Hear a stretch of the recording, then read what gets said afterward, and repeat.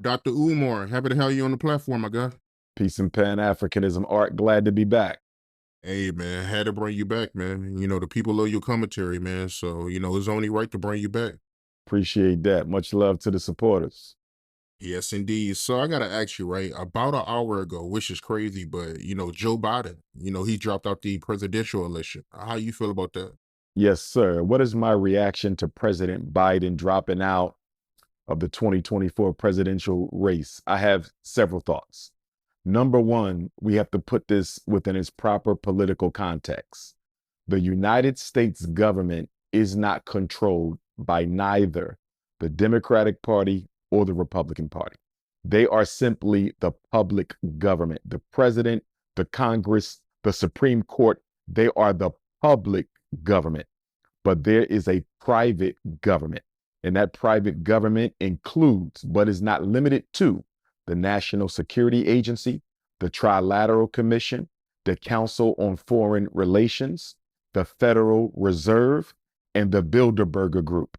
And the Bilderberger Group, we need to pay particular attention to, because the Bilderberger Group, in my opinion, at this moment in history, I believe is the most influential of all of the secret societies. It was the Bilderberger Group that made Barack Obama and Hillary Clinton come to a truce back during the Obama years when he was running for president and the Democrats were struggling over whether to nominate Obama or nominate Hillary Clinton. They both had to go and sit in the Bilderberger meeting and receive their marching orders. So I found it rather interesting that President Obama has surfaced as being one of the leading Democrats who influenced President Biden to step down. There's a strong possibility that it was the Bilderberger Group who gave Barack Obama the instructions to tell his good friend Joe Biden to stand down, because they may very well have wanted the Democrats to remain in power in the White House. But I think it's crystal clear, the more we get closer to Election Day on November the 5th, it's becoming more clearer that the American public, from what I see, is more behind Donald Trump than they are behind President Biden. And I believe that the Bilderbergers may have told President Obama to instruct Donald Trump to stand down. But it gets more interesting because President Obama does not support Kamala Harris's endorsement. He said that the Democratic Party need to take a look at all of their potential contenders who could replace Joe Biden as the presidential nominee, which is kind of interesting from a personal standpoint, because both he and Kamala Harris are two mixed race Africans who never really identified with Black people, and both were puppets for the white power structure. So you would think he would have a lot more in common with Kamala Harris. It could be a case of narcissism, but no matter how you look at it, I wouldn't be surprised to find out that the shadow government instructed Barack Obama to make President Biden stand down.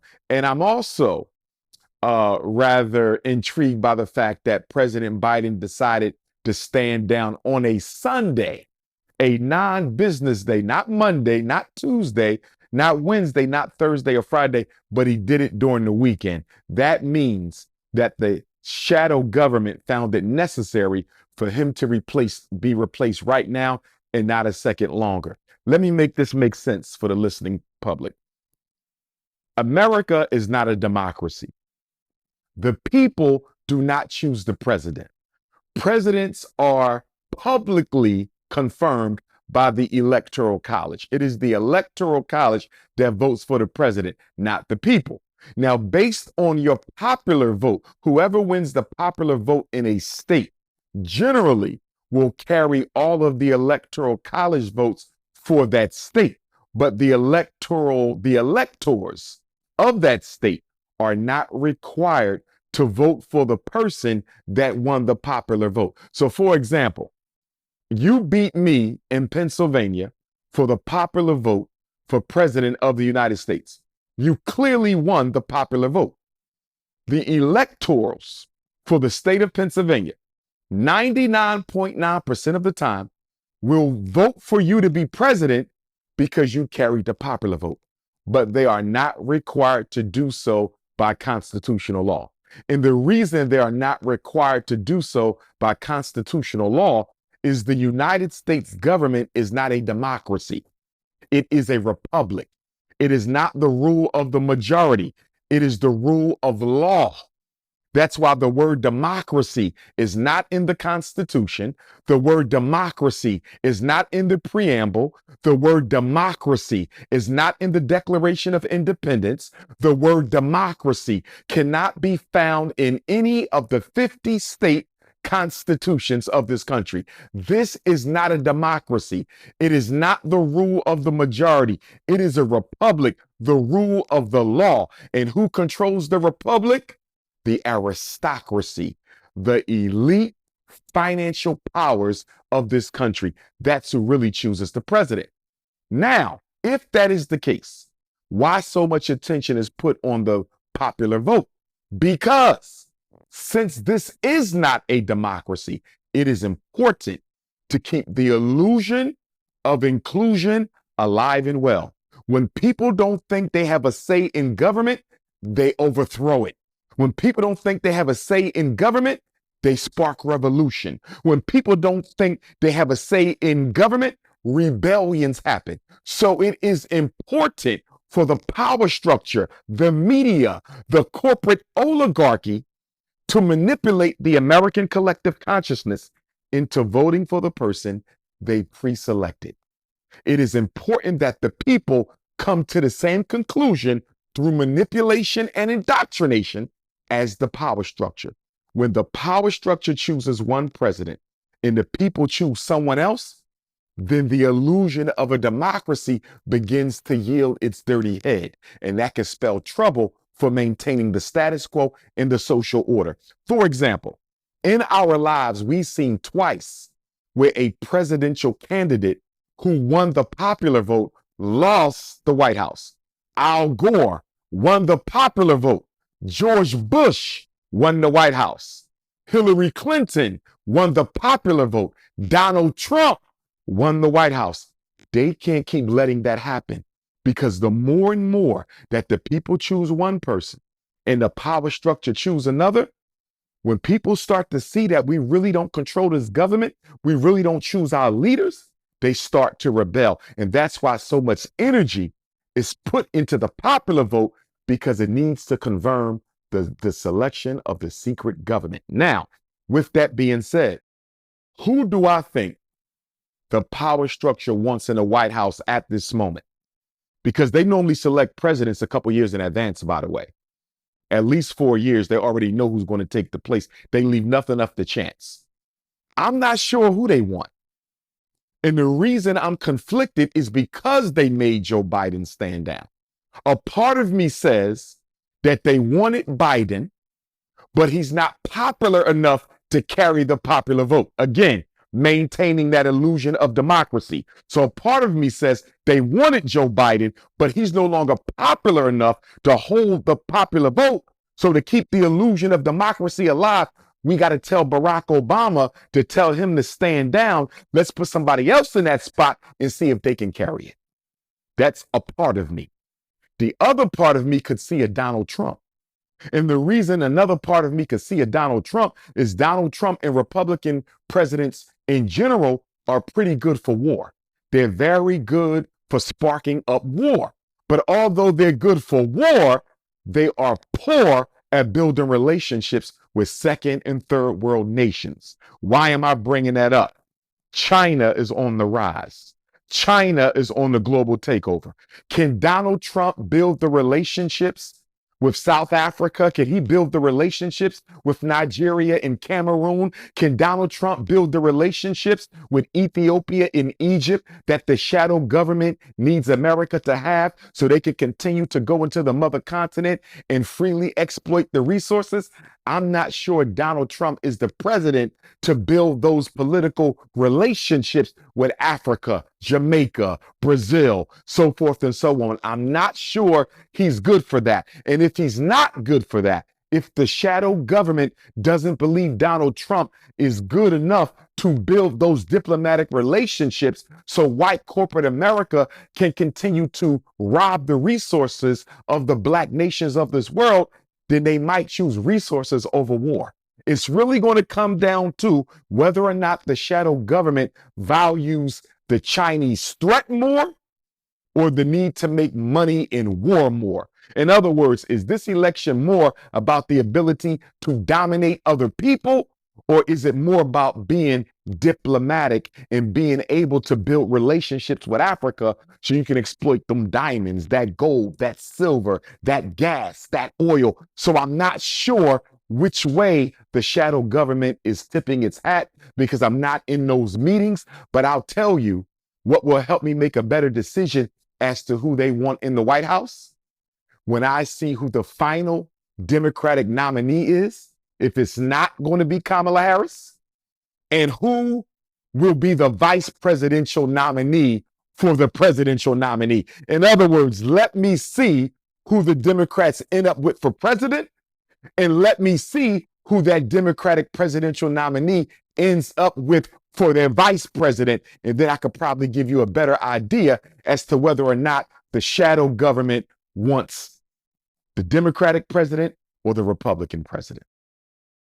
You personally, who do you want to see represent the Democrats? Nobody, because I don't see anyone when I look at the U.S. senators, when I look at the U.S. representatives, when I look at, I think we only have one or two black governors, the brother down in Maryland, and he's a freshman.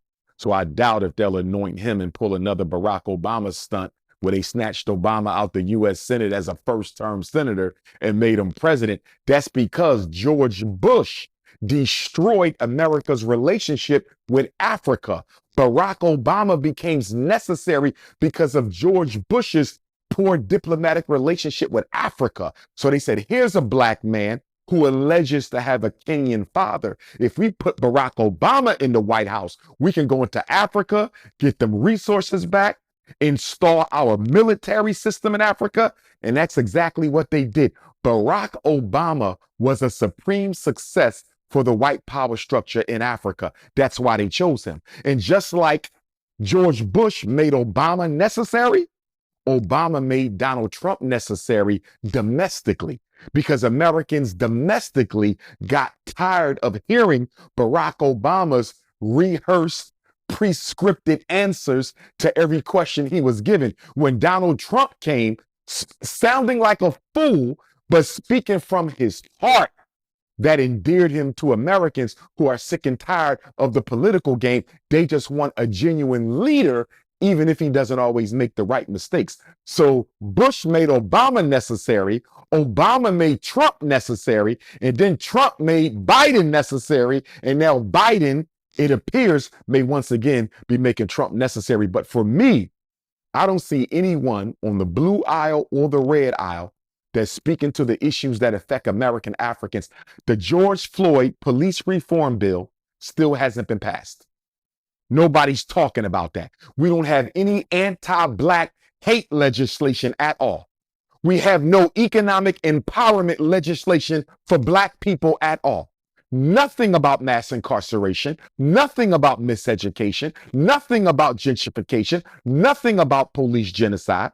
I'm sure you saw the situation that happened not too long ago with the sister in Springfield, Illinois, who was shot in the face 3 times maybe by a white deputy in her home, shot and murdered her in cold blood in her home. And we still don't have any anti-hate legislation or the George Floyd Police Accountability Act. And I don't think either candidate, President Biden or President Trump, has spoken to that. Now, let's say Kamala Harris walks in.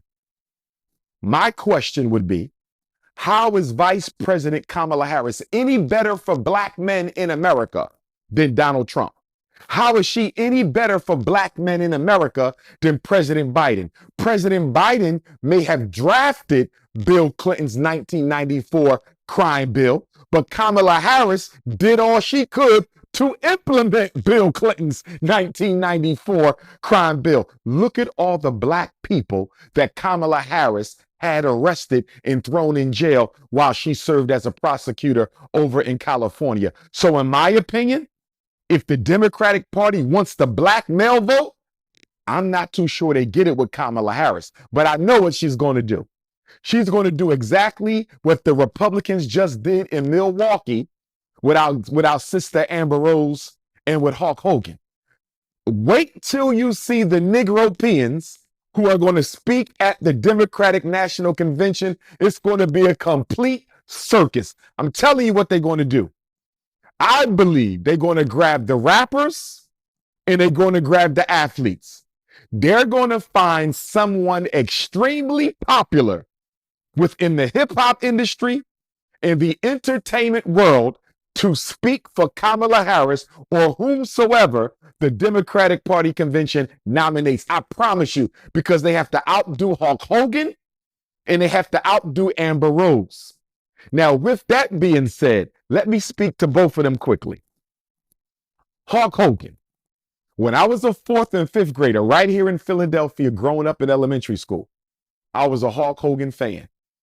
Anytime Hulk Hogan came to wrestle at the Spectrum in Philadelphia, I was there. I had the dolls. I had the belt. We used to make them out of cardboard and aluminum foil. I had all the wrestling magazines. I don't think there was a stronger Hulk Hogan fan in elementary school back in those days. Since then, what have we learned? In 2007, I believe it was, Hulk Hogan was caught on tape calling his daughter's black boyfriend the N-word. He was subsequently dismissed from the WWE Hall of Fame in 2015. They reinstated him a few years later because they claimed he apologized and worked on himself and all these other lies. So guess what happens a couple days ago? This black sister alleges that Hulk Hogan fired her from being a brand ambassador for his new Great American beer. So he has some beer he's selling. Somehow a black woman gets hired to be a brand ambassador for Hulk Hogan. And he fires her once he finds out she's black. Now, his public relations manager claims, who is black, that he can't be a racist because after all, he hired me. And of course, we know that that's complete nonsense. But here's the issue. For Donald Trump and the Republican National Committee to bring Hulk Hogan to Milwaukee, a city that is predominantly black. African people are the largest ethnic group in the city of Milwaukee. You brought Hulk Hogan to Milwaukee for the Republican National Convention when he fresh off an allegation of racism. You know what that tells me? That they don't care about black people, which we already know. But it also shows you that they are bold and unapologetic in not giving a damn about black people. How do you bring a confirmed racist, Hulk Hogan, to a black city, Milwaukee, to speak for Donald Trump if you care at all what black people think? And what did Hulk Hogan say in his closing statements? Hulk Hogan specifically said, "You criminals, you scumbags, you lowlifes, and you drug dealers." Criminals, drug dealers. Criminals, drug dealers. Doesn't that sound like the same rhetoric that George Bush used to get elected? That's the same rhetoric George Bush Sr. used to get elected. See, so Donald Trump is digging back in the Republican Party playback and they're weaponizing race against black people with the criminal and lowlife, because we all know what color. They're not thinking about white folks when they hear criminal, and they're not thinking about white folks when they hear lowlife. So he's literally criminalizing black people to get elected while black people are running around thinking he's the best thing since sliced bread. Now, let me go to my sister, Amber Rose. Sister Amber reached out to me a couple months ago to do an interview, which we may do. That'll be completely up to her. I told her I'm willing to do it. I was interviewed on Power 99 FM, Philadelphia's #1 hip hop and R&B station, a few days ago. And the question came up, did I see Amber Rose's Republican National Convention speech? And I had not seen it, but Sister Roxy, shout out to Roxy and Mikey Dread, Power 99, Sister Roxy talked about how she felt that Amber Rose never really identified as a black woman. I said, well, in my conversation with Sister Amber Rose, she very much affirmed the fact that she was African. And Sister Roxy said, nah, Doc, you're going to have to do some research. So after my interview on Power 99 the other day, I went home and I did some research. First of all, I watched Sister Amber's RNC speech from Milwaukee. I watched it. And Sister Roxy had alluded to an interview Amber did 9 years ago in 2015 when she said, and I did hear her say, that I am not a black woman or I do not identify as a black woman. So Sister Roxy was correct. Amber did say that. But in defense of her, I said, which is the same thing I said to the Kendrick supporters when they came at Drake for wearing the blackface. I'm the most unapologetically black man you're going to find in this country. At the same time, I understand people have to evolve their political consciousness. So what I said to Roxy and what I'm saying to you is, if Amber Rose said I don't identify as a black woman 9 years ago or so, but she has since come into the consciousness and now embraces her Africanity, I can forgive her for her coonish behavior 9 years ago. If Drake comes to me and says, yeah, Doc, I put on a blackface, I make jokes about black people because I was primarily raised in a Jewish household and I kind of saw myself as white, but I've evolved since then and I know I'm a black man, I can forgive him for his previous coonish behavior. My thing is this: if Amber Rose considers herself a black woman now, I can't hold her to that. She's still responsible for what she said, but she don't get canceled because she's grown. If Drake says I did that, but I now consider myself a black man, I can't cancel him because at least he has evolved. All of us suffer from post-traumatic slavery disease. All of us suffer from post-traumatic colonization disease. We all have it. So a mixed race African might have it a little more, but if they've made amends with their own soul, if they've made amends with their own African ancestors, if they've made amends with their own selves, and they're saying, I stand before you now, Dr. Umar, as an unapologetically African woman, Amber Rose, or an unapologetically African man in Drake, I can accept them. So with that being said, nothing Amber Rose said in her speech in Milwaukee the other day, I found to be disrespectful or towards black people, or should I say, warranting of a cancellation. Nothing she said I felt was warranting of a cancellation. Did I agree when she said, these are my people and this is where I belong? I absolutely don't agree with Amber Rose when she said, these are my people and this is where I belong.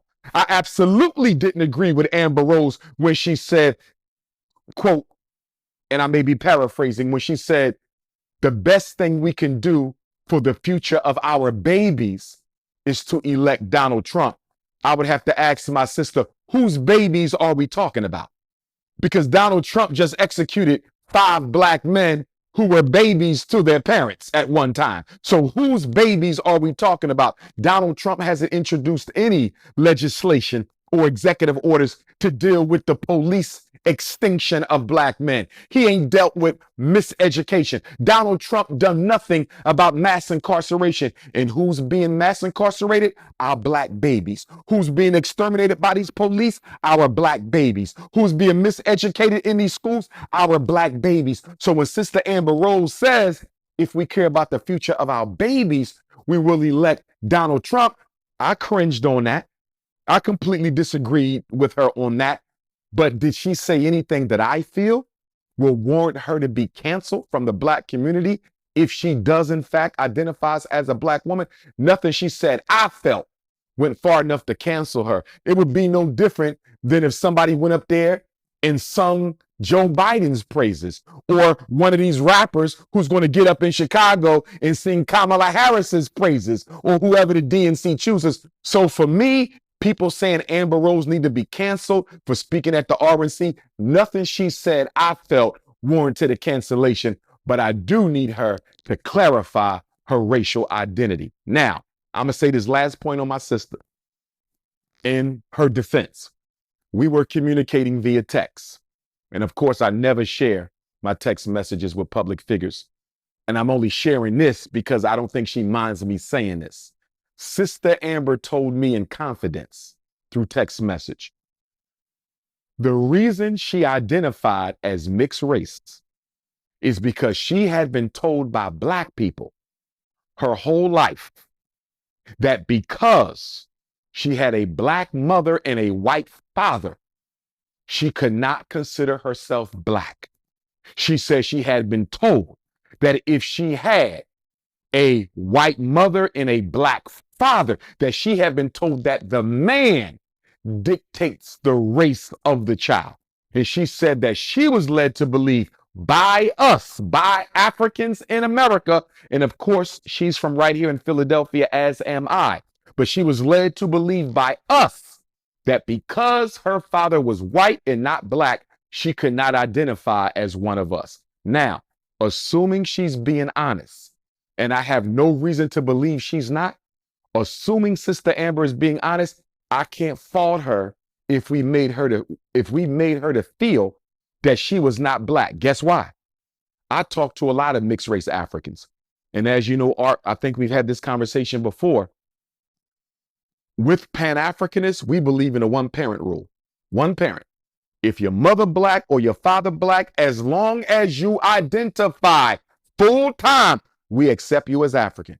That's how it was for the most honorable Marcus Garvey. That's how it was for Kwame Nkrumah. That's how it was for Patrice Lumumba. That's how it was for Robert Sobukwe. That's how it was for Bishop Henry McNeil Turner, Major Dr. Martin Robinson Delaney, Bishop Alexander Crummell, Edward Wilmot Blyden, going back almost 300 years. If you were mixed and you consider yourself one of us, you had a Black parent, you were one of us. And that's what I told Sister Amber in response. We haven't talked since then, okay? But all I'm saying is to clear the air. If Black people made her feel that way, and there is sufficient proof that they did. Why do I say that, Art? Because right now we're dealing with this multiracial thing. You have American Africans saying that if your mama Black and your daddy white, you not Black. Or if your mama white and your daddy Black, you not Black. Or if either parent is not Black, you not Black. So there is evidence. I know for a fact that what she's saying is true. Is it true for her? Is she just making that up? I'm not going to put that on her. She spoke to me in confidence. I believe she told me the truth in confidence. But yet and still, just like Drake, Sister Amber is going to have to publicly declare whether or not you identify as a Black first woman, like Drake, Black first man, or whether y'all want to be considered mixed race. And I don't support mixed race. Because when a Black person tells me they're mixed race, Art, what they're telling me is, I may not be good enough to be white, but I'm too good to be Black. And that is why I do not identify with people who call themselves mixed race. Now, to clarify, Art, I don't care if they say I'm mixed race for the purpose of making sure people know I have non-African parentage. In other words, if I'm identify myself as mixed race, so people understand my biological ancestral origin, that's cool. I'm talking socially, politically, professionally, culturally. How do you identify? And if they say mixed race over Black, I couldn't consider Amber Rose or Drake my brother or my sister, but I believe they are both Black first. And being Black first doesn't mean you have to reject your white parent, your white family, your white ancestry. Just like when my brother Charlemagne told me the other day on the Breakfast Club, he said, well, Drake says he's a Jew. I ain't got a problem with that. He came from a Jewish mother. Just because he admits he's Jewish doesn't mean he rejects being Black. But if he's pushing I'm Jewish all day and I never hear I'm a Black man until it's time to show up to the BET Awards, then I have a problem with that. Yeah, that's real talk. But can you imagine how that Democrat convention gonna be, man? Like, can you imagine that, yo? It's going to be a circus, brother. It is going to be a circus. Now, let me give you this, Art, about the Democratic convention in Chicago. And I hope Black Chicago turn it out, because Kamala Harris is going to push the same initiatives as Joe Biden. She's going to continue to purge Black America with brown migrants. She's going to continue to do that. Let us be clear. The migrant crisis was a Democratic initiative. So all these Black people going to run over to Kamala Harris, they better keep in mind that the Democratic agenda is to purge America of Black with brown migrants. Are we sure we want that? But I'm going to be honest, Art, no matter how you look at it, When you look at Donald Trump wanting to give the police complete immunity, police can never be held responsible again for criminally neglect behavior while carrying out their officer duties. We can't swallow that. Donald Trump will basically make Black America a police state if he gives them complete immunity. At the same time, you got the Democrats taking care of every other group in America but Black people. You can't win, Art. And when Negroes say, who do we vote for? The lesser of the two evils. Which one is the lesser of the two? Which one is lesser? I can't tell which one is lesser. They're both bad. They're both bad. We know Kamala Harris don't like Black men because she made her whole career locking them up. She's married to a white man. And let me say this, Art. This could backfire on the Democratic Party. I'm going to tell you why. To white America, Kamala Harris to them is Barack Obama with a female's face. Even though Obama has not endorsed her. And I'm going to be honest with you, Art, that could be politically motivated. Barack Obama may publicly be saying he doesn't endorse VP Kamala Harris for president of the United States, so it doesn't appear to the American people that she will simply be Barack Obama's puppet on strings. In other words, that could be a chess move. I'm going to tell the American public I don't support her so it doesn't look like I'm the one making all the decisions, when the truth of the matter is a Kamala Harris White House might be a Barack Obama White House wearing a skirt.